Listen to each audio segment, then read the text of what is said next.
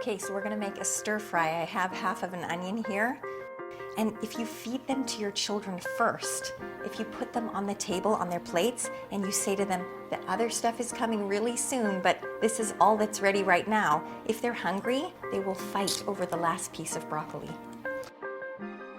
I think maybe one of the mistakes that people make with vegetables is they think that they're not allowed to add any sauces or anything, so they just end up making them plain steamed vegetables. And I think the key with children is that firstly you have to get them great vegetables. You have to get the ones that are fresh, that are locally grown or seasonal, and then you have to dress them up a bit.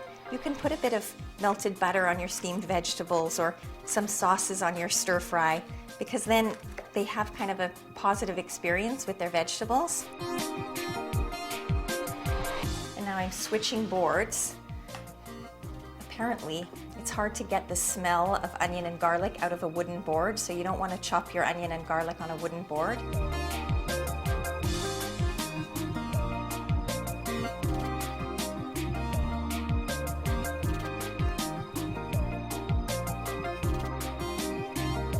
And now what I'm going to do is cut up any way, any shape, any size. I'm going to cut up my vegetables, and then I'm going to stir fry them with some plum sauce and some soya sauce.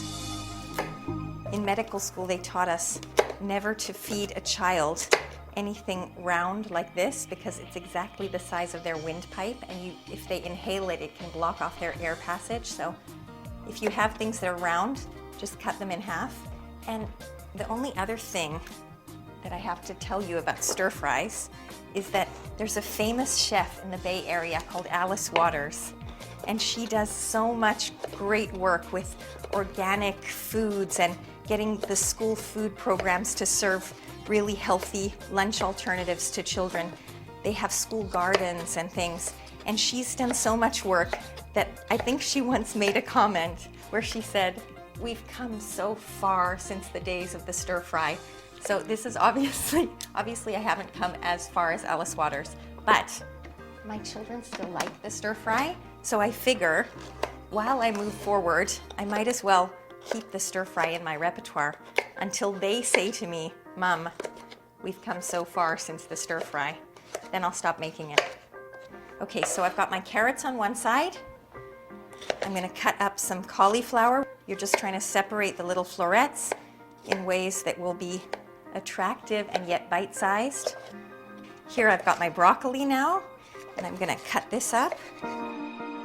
You can basically just use as many colors as you can find at a local market and stir fry them all together. Mushrooms go nicely in a stir fry. I'm going to put some of this in.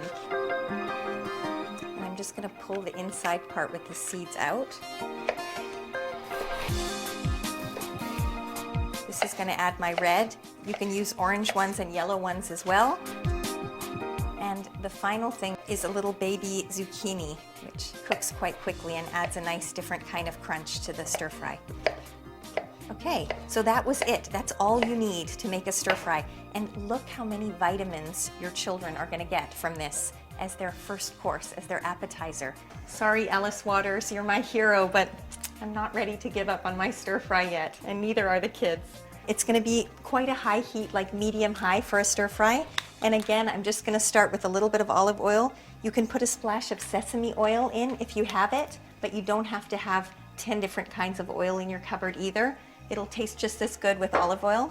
And there's something else I didn't mention. This is ginger. If you want to add a bit of really Asian flavor to your stir fry, this smells so fresh and nice. And it's easy to use. You just peel the skin off and cut a little chunk, and you can push it through the same kind of press that you would use for garlic. And if you don't have one of these, you can use a little pot and just pound it up or cut it with a knife into small pieces. Okay, be careful that you don't get splattered because hot oil is not fun to have on your skin. And then I'm just gonna move these around until they start to get kind of glassy looking.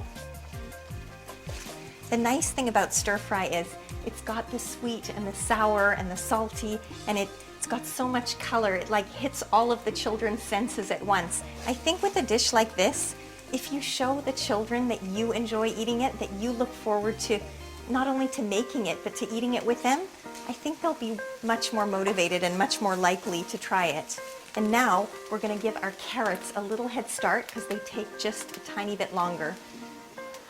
So we're going to move this over here, and I'm just going to shove my carrots in and give those just a minute or two.